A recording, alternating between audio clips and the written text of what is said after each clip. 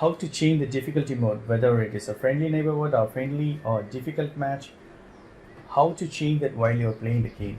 So if you started right already, click on this options.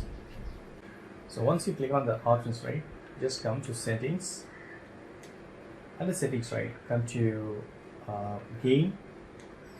So here you can see this option difficulty. I have chosen very easy, so you can change it to friendly, amazing, spectacular. By default it will be friendly. If you already chosen amazing or spectacular, then you can, if you want to change it, you can change it to easy mode, friendly neighborhood. So I'm just selected, just going back, I can play the game. That's it. This is the way you can change the game mode, whether it's a difficulty or easy mode.